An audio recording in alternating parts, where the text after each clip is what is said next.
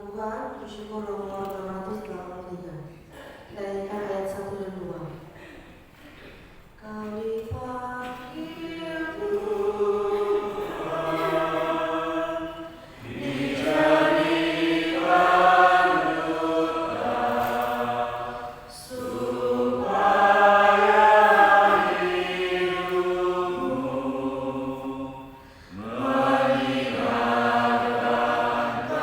menyiarkan kasih-Nya. Berat memang tugasmu, tetapi kau diberi rahmat. Kau dipanggil Tuhan, dijadikan duta, supaya hidupmu menyiarkan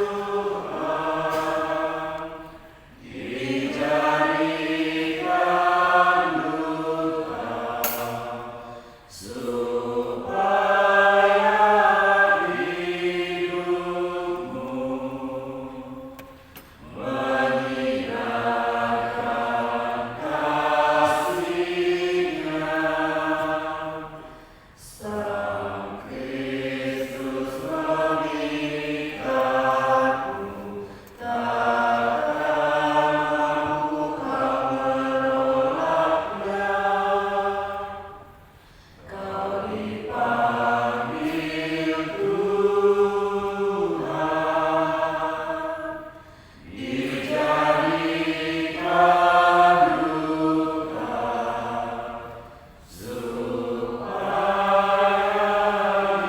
hidupmu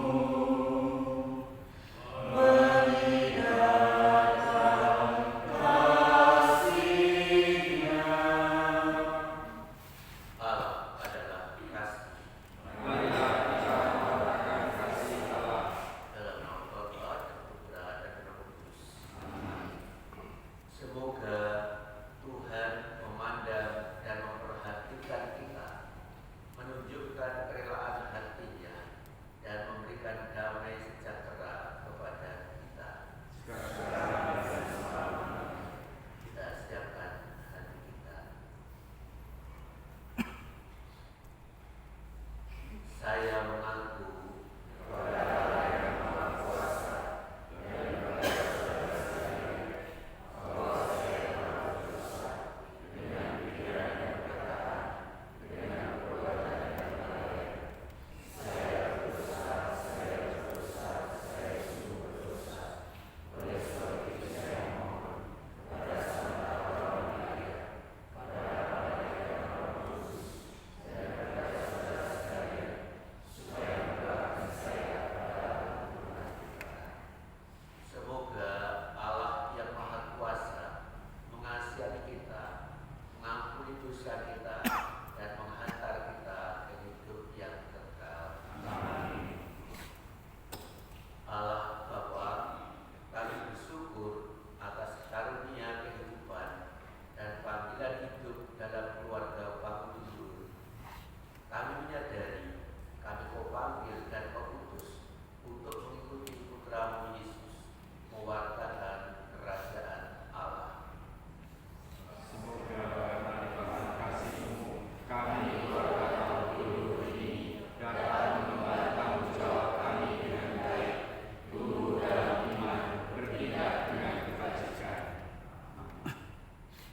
Kita belajar satu ayat dari bawah ke kiri, satu ayat. Bacaan dari kitab Yeremia. Yeremia dipanggil dan diutus. Firman Tuhan datang kepadaku, bunyinya. Ya, satu ayat. Sebelum aku membentuk engkau dalam rahim ibumu, aku telah mengenal engkau. Dan sebelum engkau keluar dari kandungan, aku telah menguduskan engkau. Aku telah menetapkan engkau menjadi nabi bagi bangsa-bangsa. Maka aku menjawab, "Ah, Tuhan Allah, sesungguhnya aku tidak pandai berbicara, sebab aku ini masih muda." Tapi Tuhan berfirman kepadaku,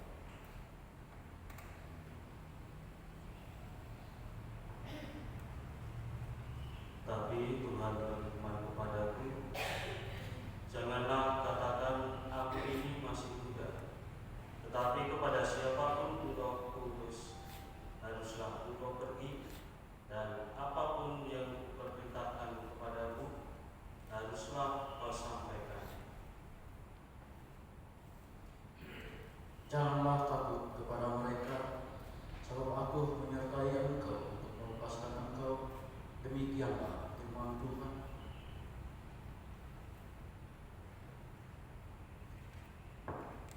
Lalu Tuhan mengulurkan tangannya dan menjamah mulutku. Tuhan berfirman kepadaku,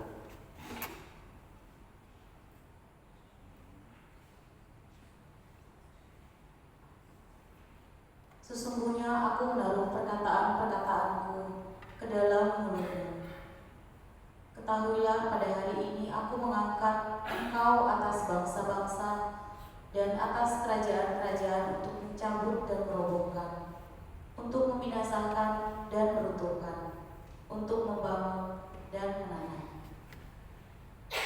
Demikianlah sabda Tuhan.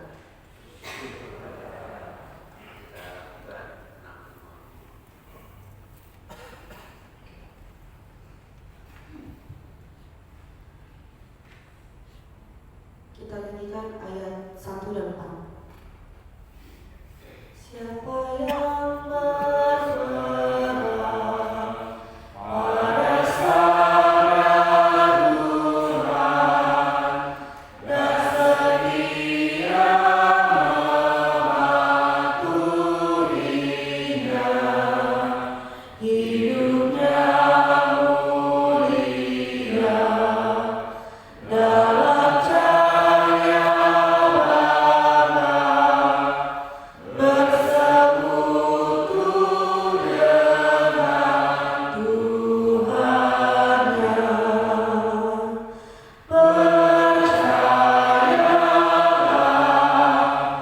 dan pegang sabdanya, hidupmu dalam Yesus sungguh bahagia. Kasih-Nya yang kekal takkan kita kenal sebelum padanya berserah. Hidup bahagia disediakannya bagi yang berpegang padanya. Percayalah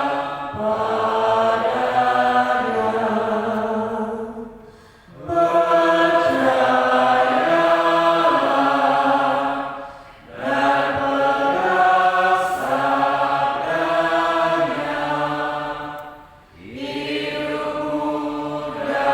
hidupmu dalam Yesus sungguh bahagia. Markus bab 6 ayat 30 sampai dengan 31.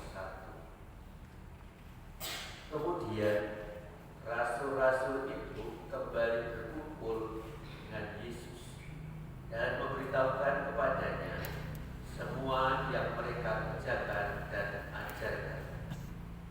Lalu ia berkata kepada mereka, "Marilah ke tempat yang sunyi, supaya kita sendirian dan beristirahatlah seketika."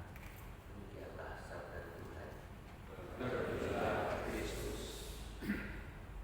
Ibu Bapak, ada beberapa hal yang bisa kita renungkan dari bacaan yang kita dengar pagi ini. Yang pertama, aku mengira aku mendapatkan kebebasan ketika tidak ada yang membangunkan aku di pagi hari. Aku mendapatkan kebebasan ketika tidak ada yang menegur dan menghalangiku kemanapun aku pergi. Ketika tidak ada yang menungguku pulang di malam hari. Ketika aku tidak terbebani tanggung jawab apapun. Ketika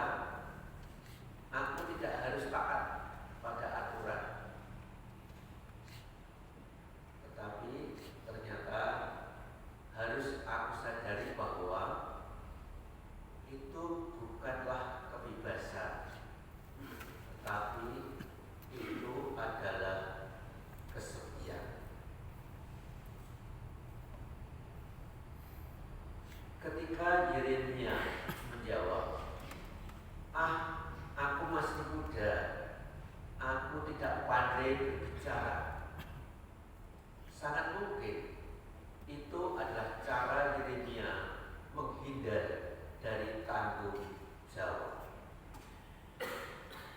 Dan orang yang menghindari tanggung jawab sangat berpotensi untuk mengalami kesepian.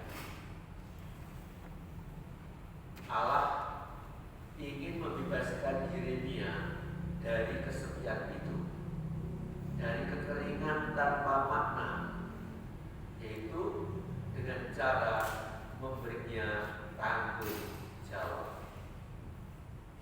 Allah menuntut, menantang, dan menuntut sekaligus.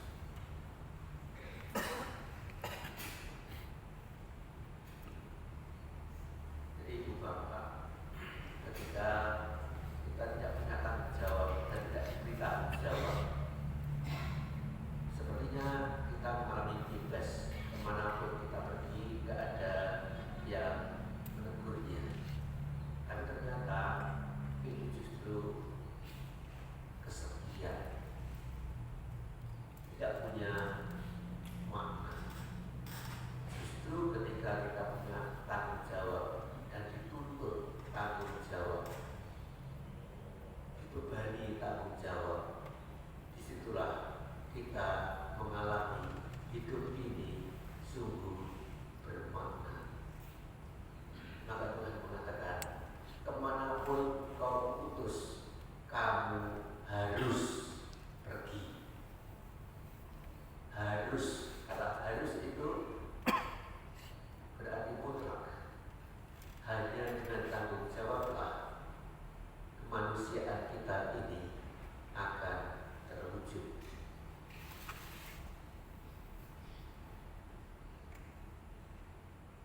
Saat semua masalah datang, saat beban berat itu ditanggungan pada kita, padahal kita tidak pernah meminta ini, apalagi menanggung, memegang tanggung jawab yang besar, kita bertanya, kenapa harus saya?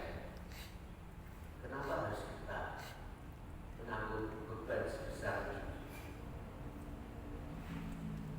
Tetapi ketika kita diam, lalu ingat satu hal sederhana yang pernah dikatakan oleh Ibu dengan suara lirih beriman, bahwa Allah tidak pernah meletakkan tanggung jawab pada pundak yang salah.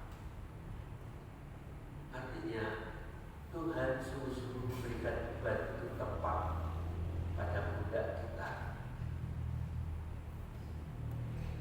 Mungkin kita merintih keberatan, mungkin kita merintih kelelahan, tapi sejanalah kita ditumbuhkan, kita dikembangkan. Kalimat itu dulu kita hanya terima saja tanpa benar-benar kita pahami. Tetapi sekarang, ketika sekarang kita hidup di dalamnya, ketika kita berdiri tepat di bawah beban itu, anehnya kita masih kuat sampai sekarang. Banyak beban yang telah kita tanggung, banyak persoalan yang telah kita alami, banyak kesulitan yang pernah kita alami. Kita pernah kelelahan, kita pernah merintih ketakutan, tapi nyatanya kita masih kuat sampai sekarang ini. Bukankah itu turunan Allah? Bukankah itu rahmat Allah? Allah menyertai kita. Karena ternyata dipilih itu bukan tentang kita merasa kuat. Dipilih itu bukan tentang kita merasa siap. Bukan pula tentang kita merasa hebat. Dipilih itu tentang kepercayaan. Tuhan memilih kita bukan karena kita sudah mampu,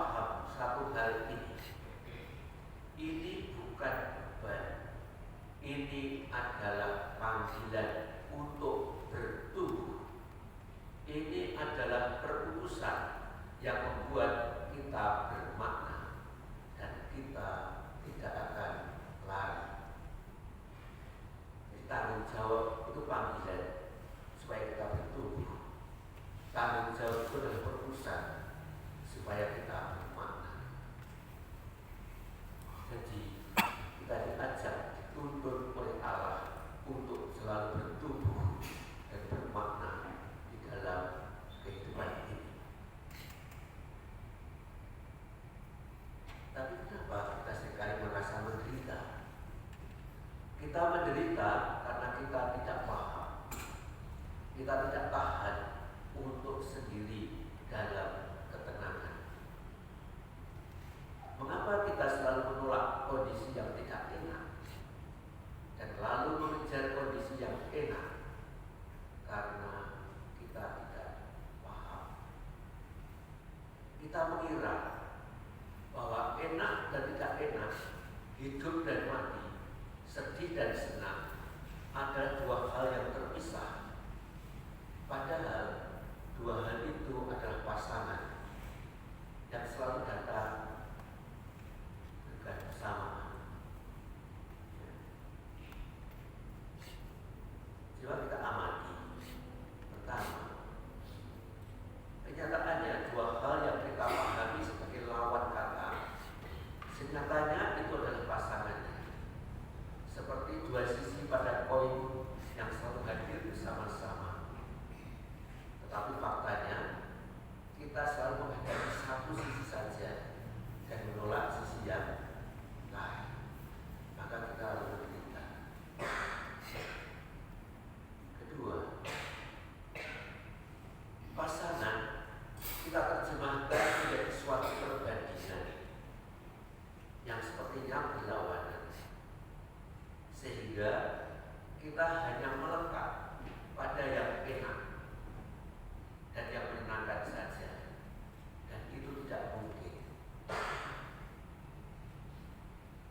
Kalau kita berdoa dulu ketika mau masuk ke bangun tidur, kita berdoa, tolong aku supaya aku bisa diterima bekerja di bangun tidur. Bayangannya kerja di bangun tidur kemudian dapat gaji dan aku dapat hidup dengan nyaman, enak. Dan itu terkabul. Dan dalam perjalanan bekerja harus ditanggung jawab. Aku harus menanggung sekian banyak anak, aku harus koreksi, dan aku lelah. Maka lelah itu adalah bagian dari doaku yang terkabul. Artinya kita adalah sesuatu yang kita alami adalah berpasang-pasangan. Doa yang terkabul katut dengan lelah dan itu juga. Apabila kita mengerti hal ini, maka kita akan berhenti menolak dan akan menerima segala kondisi yang muncul dalam kehidupan ini tanpa rasa terpaksa. Kalau kita bisa menerima, maka kita akan bisa bersyukur. Apabila kita bersyukur atas kondisi hidup kita, maka sangat mungkin kita akan terus berbahagia.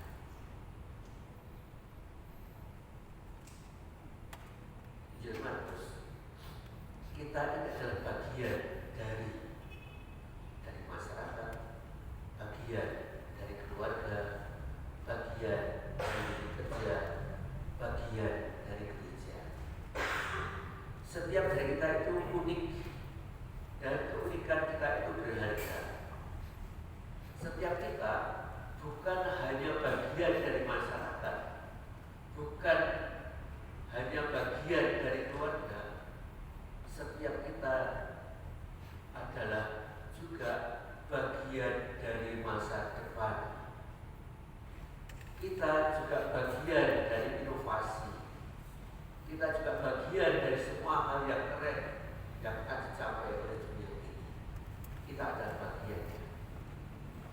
Kita berkarya, kita berprestasi, dan memberi inspirasi dengan cara yang mungkin berbeda satu dengan yang lain, tetapi sama kuatnya, sama hebatnya.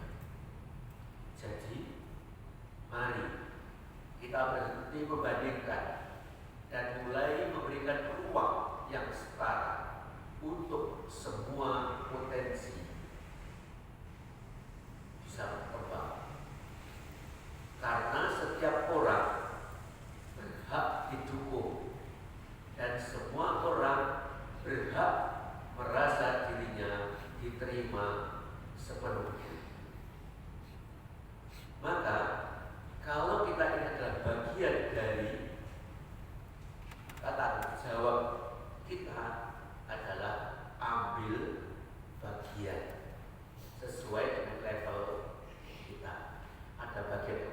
sekolah, ada bagian guru, ada bagian pelaksana, ada bagian murid, ada bagian tata usaha, ada bagian administrasi, ada bagian gaji. Kita ambil bagian-bagian kita. Kita tidak perlu mengambil seluruhnya, karena kita hanyalah bagian. Dan kita berkomitmen dengan bagian-bagian kita itu. Sebuah komitmen yang tidak kita laksanakan dengan sepenuh hati, baik itu di komunitas, baik itu di unit kerja, baik itu di keluarga, baik itu di masyarakat. Kalau komitmen itu tidak kita laksanakan dengan sepenuh hati, maka akan merusak relasi kita, akan merusak dan menghancurkan kebermanfaatan hidup kita. Yang terakhir, Ibu Bapak, kita perlu membiasakan pada sesuatu yang sepertinya tidak berpihak pada kita. Kalau kita pernah merasa sudah berusaha mati-matian, tetapi tak mendapatkan hasil yang kita harapkan, kita sudah menjadi versi yang terbaik kita, tetapi tetap saja ada orang yang meninggalkan kita, tidak menghargai kita. Kita sudah bersikap jujur, tetapi tetap saja ada orang yang mengkhianati kita. Kita sudah berlaku baik, tetapi tetap saja tidak cukup bagi seseorang. Lalu kita berpikir, kenapa ada hal-hal yang selalu tidak berpihak pada kita? Kenapa kerja keras tidak selalu membawa hasil yang memuaskan? Kenapa kebaikan tidak selalu dibalas dengan kebaikan? Kenapa cinta tidak selalu berakhir dengan memiliki? Karena hidup itu bukan transaksi, bukan algoritma yang bisa kita kendalikan. Kalau kita memahami hal ini, kita tidak akan merasa kecewa berkepanjangan. Persoalannya adalah kita terbiasa berpikir dengan pola jika maka. Jika tidak ke selatan, maka ke utara. Padahal tidak selatan, bisa ke barat, bisa ke timur, bisa berhenti. Mari kita insistikan. Kita siapa yang doa kita.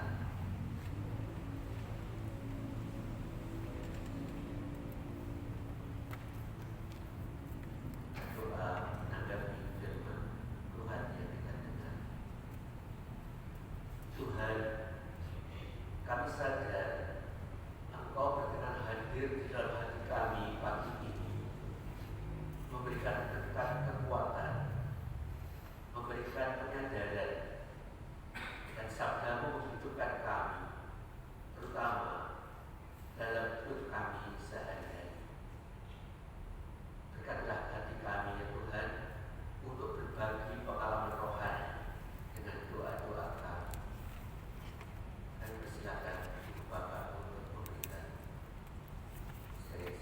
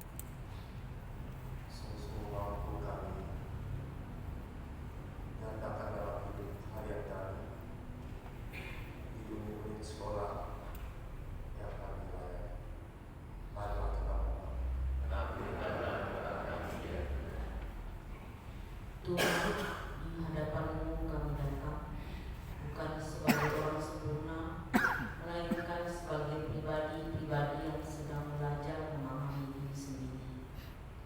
Seringkali kami tampak kuat di hadapan sesama, namun rapuh di dalam batin.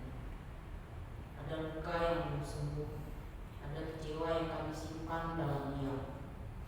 Tuhan, ajarlah kami untuk berani diam, bukan untuk menghindar, melainkan untuk mendengarkan suara-Mu. Dalam diam, kami ingin belajar mengenal diri, menata ulang prioritas hidup, dan menemukan kembali arah panggilan kami. Marilah kita mohon.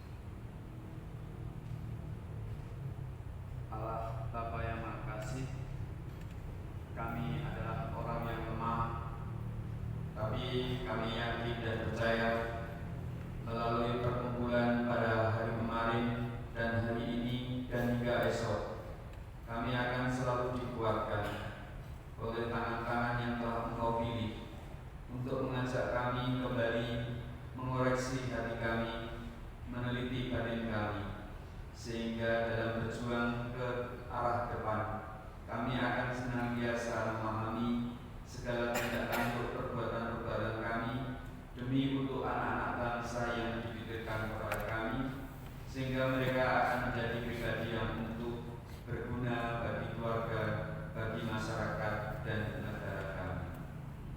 Marilah kita mohon.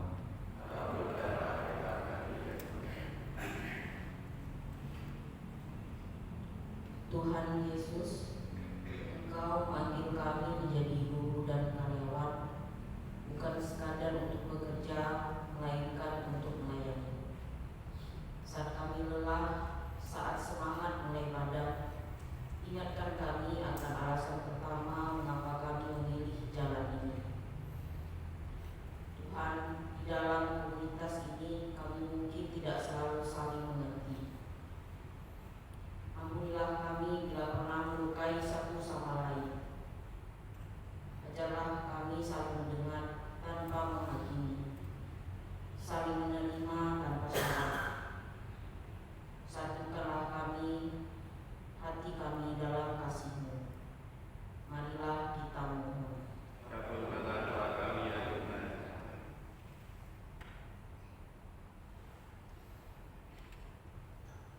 Tuhan Allah Bapa yang Maha Kasih, di tengah-tengah kami ada saudara-saudari kami yang pada saat ini sedang dalam keadaan tidak baik, tidak sehat. Kami mohon berkat Tuhan agar Engkau menjamah mereka, sehingga mereka Engkau pulihkan dari sakit mereka, sehingga dapat berkarya kembali di tengah-tengah kami untuk kembali melayani anak-anak kami yang telah dititipkan oleh orang tua di sekitar kami. Maka ya Tuhan, jamah mereka oleh karena kasih-Mu, sehingga kasih yang telah Engkau salurkan kepada mereka, mereka pun memberikan kasih tersebut kepada sesama. Marilah kita mohon.